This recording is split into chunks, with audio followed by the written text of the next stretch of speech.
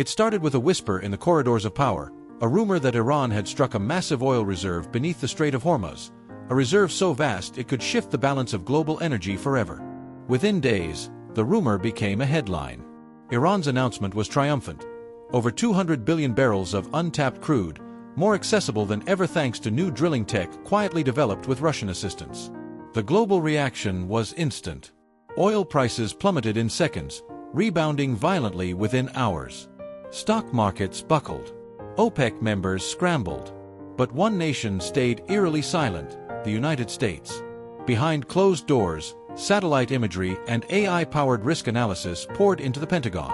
The Gulf states, especially Saudi Arabia and the UAE, realized that if Iran controlled both the Strait and the new reserve, their strategic dominance would collapse. They reached for the one ally powerful enough to counterbalance Iran and Russia, Washington. And Washington was ready. What few knew was that the US had already been preparing for this scenario.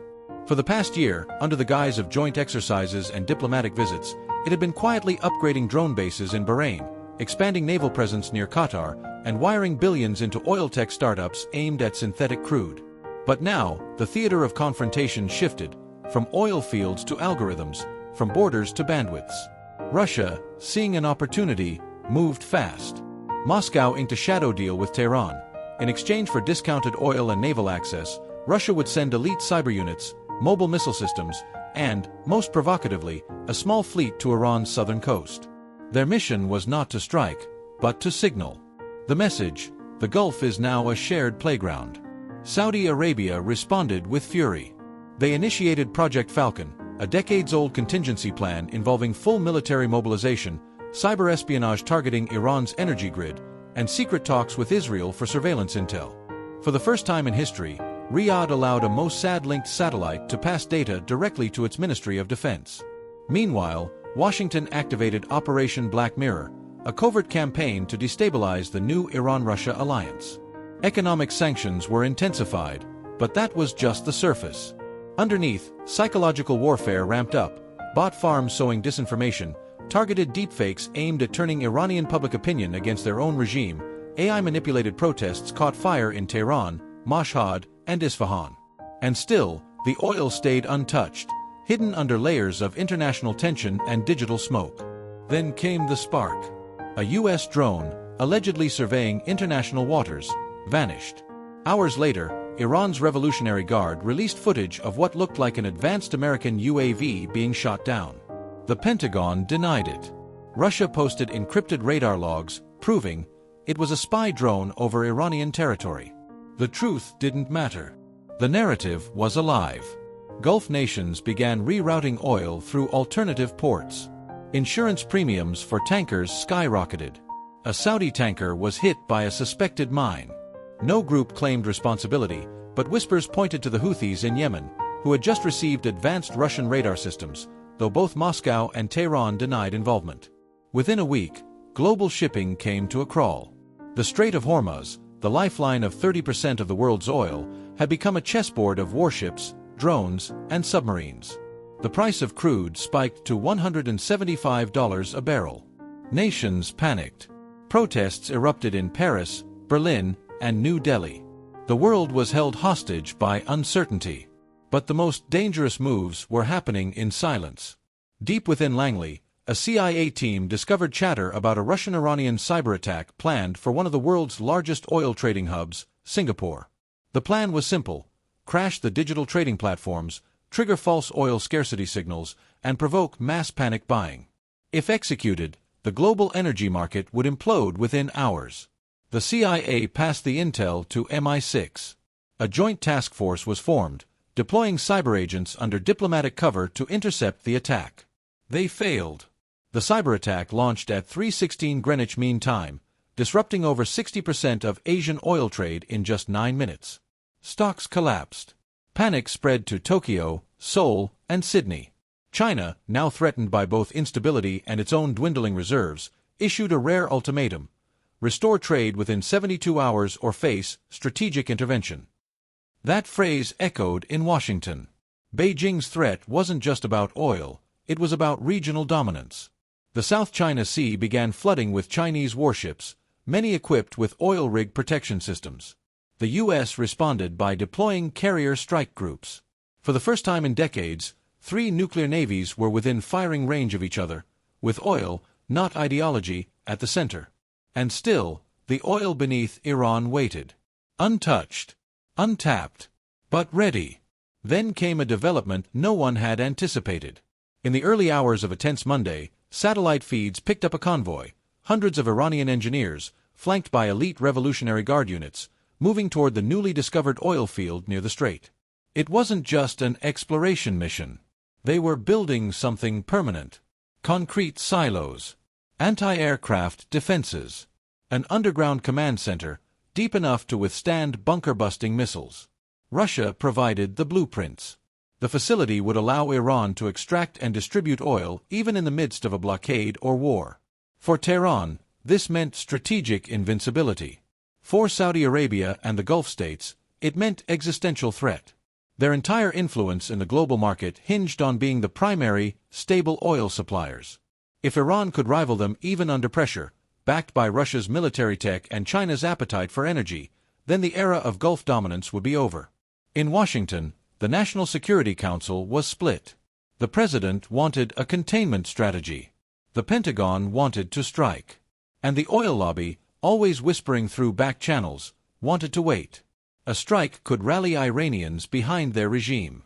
But letting Iran dig in could doom Western energy control for the next 2 decades. Then Israel acted. Without public warning, an Israeli F-35 squadron, flying low under radar, breached Iranian airspace and dropped precision bunker busters on the under-construction facility. The strike was surgical. Dozens of explosions lit the night sky near the coast of Bushehr. Iran confirmed the deaths of 24 engineers, 7 soldiers, and the complete destruction of their core drilling station. The world braced for retaliation. Iran's response was neither loud nor immediate. It was subtle and devastating. 2 days later, a Saudi refinery in Abqaiq was hit by a wave of weaponized drones, more sophisticated than ever seen before. The drones flew low, skimming under radar, and disabled the plant's cooling systems, triggering a massive fireball visible for miles. The attack crippled 10% of the world's oil supply in a single strike. Saudi Arabia accused Iran. Iran blamed regional resistance forces. The U.S. invoked emergency protocols. Oil hit $225 per barrel. Countries began hoarding. Gasoline lines returned. European ports went silent. In India, riots broke out in major cities. In Egypt, bread prices tripled overnight. But behind the chaos, something darker was brewing. An anonymous whistleblower leaked documents to a Berlin-based investigative outlet, Project Ember, a Russian-Iranian strategic framework to completely rewrite the oil map of the world. It outlined a multi-phase plan to create artificial shortages, destabilize Gulf infrastructure, draw in global powers, and then introduce a new oil-backed digital currency, controlled by a coalition of sanctioned states, Iran, Russia, and Venezuela. Backed by physical reserves.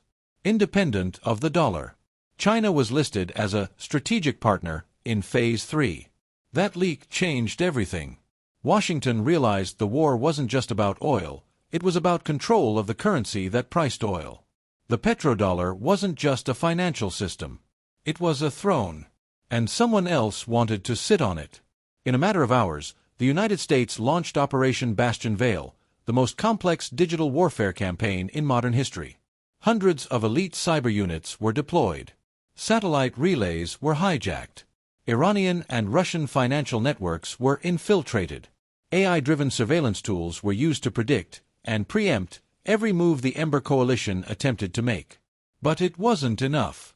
Somehow, Phase 2 of Project Ember moved forward. In Caracas, an international summit quietly took place. Delegates from over a dozen nations, many under Western sanctions, arrived under diplomatic immunity. They signed a non-binding accord recognizing the oil coin, a blockchain-based currency backed by verified reserves in Iran, Venezuela, and Siberia. It was small. Symbolic. But symbolic revolutions can start real ones. Within a week, 2 African nations announced trials to price oil exports in oil coin. China didn't sign, but it didn't reject it either. The dollar slipped. Wall Street panicked. Now, The battlefield was everywhere. Tankers sailed with naval escorts. Stock markets reeled with every leaked document. Algorithms waged financial wars. Drones flew without markings. Propaganda deepfakes flooded social media. Children in Tehran were taught the U.S. fears our future. Children in Texas were shown maps of a Middle East one trigger away from war. And deep beneath the geopolitical surface, a chilling reality set in. The war wasn't coming. It had already begun. The Middle East, once simmering, was now ablaze with shadows. In the dark waters of the Arabian Sea, the USS Iowa, a state-of-the-art destroyer equipped with railgun prototypes and drone swarms, detected an anomaly. A ghost signal, barely a pulse, moving unnaturally fast below the waves. Sonar couldn't trace it, radar couldn't see it. But the Navy knew what it was. A Poseidon-class underwater drone, Russian-made, capable of delivering either high-explosive or nuclear payloads. Its path was headed west, straight toward the Strait of Hormuz. This wasn't deterrence anymore. It was blackmail. Russia and Iran didn't have to declare war. They just had to suggest the possibility. Let uncertainty do the rest. As tension thickened, shipping companies rerouted vessels thousands of miles around Africa. European nations initiated energy rationing protocols for the first time since World War II. Panic wasn't confined to war rooms anymore. It had reached grocery stores, stock exchanges, and suburban gas stations. But while the world looked east, it was the American Midwest that quietly became the new front. In North Dakota, a sudden explosion rocked the Bakken Formation, the heart of America's shale oil industry. Official reports claimed a gas leak. Unofficial sources, deep inside Homeland Security, pointed to cyber sabotage. Embedded code, dormant for months, had been triggered remotely. The damage was surgical and unmistakably foreign. The message: your energy isn't safe either. Wall Street plunged again. Meanwhile, Venezuela, emboldened by Russia's backing, reopened its ports to oil coin transactions. China began testing it for limited state-to-state trade. And the petrodollar trembled under a weight it hadn't felt in 50 years. Back in Tehran, Supreme Leader Khamenei gave a rare televised speech. Clad in black, his tone calm yet unshakable, he said, "For decades, the West bled us through sanctions and proxy wars. Today, the world bleeds because it underestimated the East." That speech was watched live in over 70 countries. In many, it wasn't condemned, it was applauded. Washington had no choice but to escalate. Overnight, U.S. military satellites blinded Iranian communications near their southern command hub. Minutes later, Operation Sand Reaper commenced. Hypersonic missiles targeted radar sites, supply depots, and an alleged oil coin server farm deep in the Iranian desert. It was a precision campaign, publicly denied, but privately effective. And then, the retaliation came from where no one expected: the Gulf states themselves. The UAE, long seen as a quiet player, stunned the world by revealing a clandestine alliance. It had signed a mutual defense and energy coordination pact with Israel, Egypt, and, secretly, India. The Desert Shield Coalition, as it came to be known, wasn't just military. It aimed to create an alternate oil pricing system, backed by real-time blockchain tracking and insured via Swiss vault gold reserves. Its pitch: transparency, stability, neutrality. Saudi Arabia was caught off guard. For decades, it had held the reins. Now, its neighbors were forming new dynasties without it. Crown Prince Mohammed bin Salman had to act. Days later, Riyadh broke its silence. In a chilling address, MBS declared, "We will not be spectators to the theft of our future. We will lead the world into the new energy order, or burn it all before they take it." And just like that, the old alliances shattered. The U.S. tried to mediate. China remained eerily silent.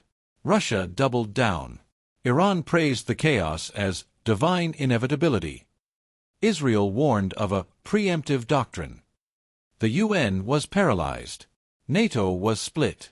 And the world stood on the verge. Then came Black Tuesday. A total blackout in Dubai. Not just lights, everything. Airports, banking systems, hospitals, traffic signals, elevators. Digital silence. For 11 minutes, one of the world's richest cities became a ghost town. The attack signature was unmistakable, a quantum virus, rumored to be developed in a joint North Korean-Russian lab. Those 11 minutes cost the global economy $440 billion. But what terrified leaders wasn't the money. It was the realization. If they could do this to Dubai, they could do it to anywhere. The oil war was no longer about oil. It was about energy dominance, currency control, digital warfare, psychological manipulation, and a fractured global trust no treaty could repair. Somewhere off the coast of Oman, in a submerged control pod, a single Iranian admiral whispered into a secure line. Phase 3 begins at dawn. The dawn came, but not quietly. At precisely 4 o'clock Gulf Standard Time, satellites orbiting over the Middle East registered a sudden thermal spike in the sky above Bandar Abbas, Iran's largest naval base. A cluster of unidentified hypersonic projectiles, believed to be launched from submerged platforms, passed undetected through every known missile defense system. They didn't strike military targets. They hit data centers. 4 of Iran's largest AI-run financial servers, used to stabilize oil coin and automate trade routes with partners like China and Venezuela, were vaporized in under 90 seconds. Entire backup networks, cloud storage, encrypted ledgers, and decentralized nodes went dark. Billions in contracts vanished into electronic dust. But this wasn't just an attack. It was a message. We know your future, and we can delete it. Iran was silent for 6 hours. Not a word. No denial. No blame. And then, just before noon, a video leaked online. Raw footage from an underground Iranian bunker. A general stood before a tactical map, pointing toward Riyadh, Haifa, and Mumbai. Behind him, a war table marked with one word, Rook, Persian for check. The video went viral in minutes. While the world argued over its authenticity, something far more dangerous was unfolding below the Indian Ocean. Red Fleet Omega, a joint Russian-Iranian shadow navy, surfaced 80 miles off the coast of Somalia.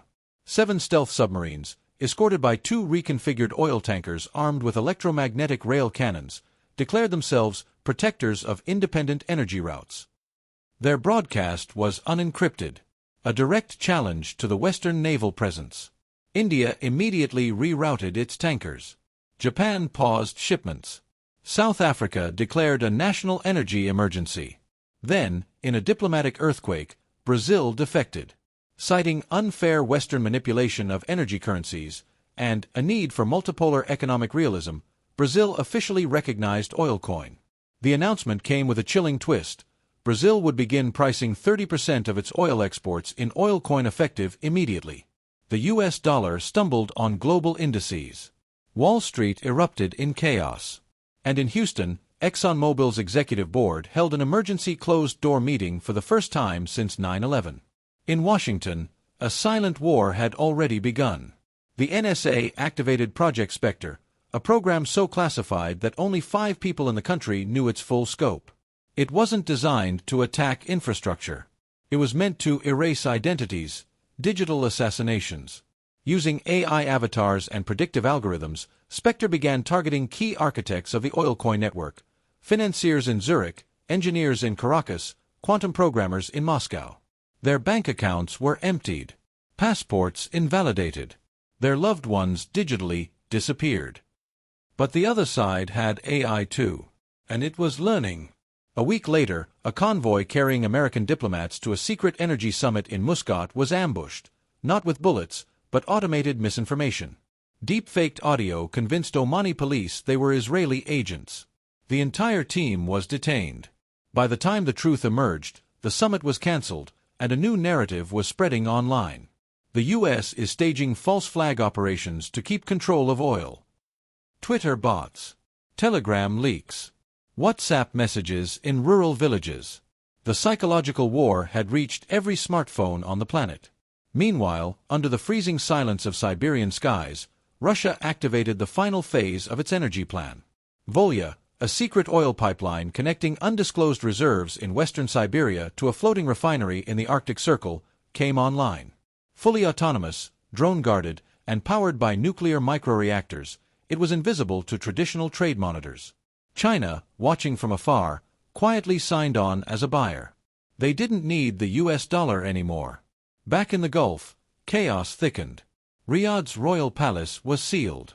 The king's health was in question. MBS disappeared from public view. Leaked footage showed UAE troops clashing with Saudi border forces, allegedly over access to a disputed energy corridor.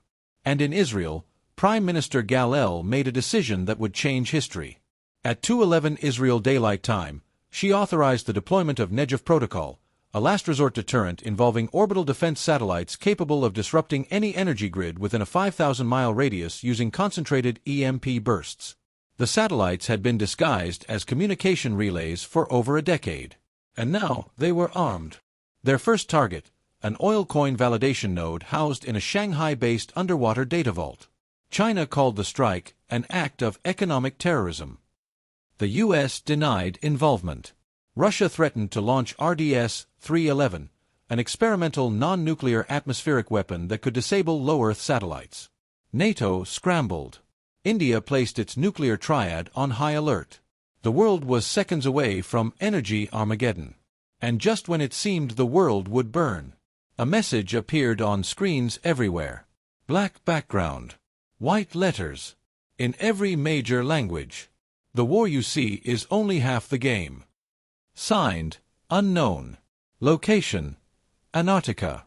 In the icy silence of Antarctica, beneath layers of encrypted servers and abandoned Cold War bunkers, a private satellite uplink activated. A cloaked figure watched as the world spiraled toward collapse. Markets crashing, fleets moving, alliances crumbling. They typed one final command into a terminal linked to every major global energy node. A countdown appeared. 10 seconds. 9, 8, 7. The world's powers, US, Russia, China, Iran, Saudi Arabia, detected the breach too late. Systems began shutting down. Oil rigs froze. Pipelines locked. Markets halted. At 0, all screens went black. And then a final message blinked. When greed governs power, power must be reset. The oil war was over, not by treaty, not by conquest, but by total system reset. The world would have to start again.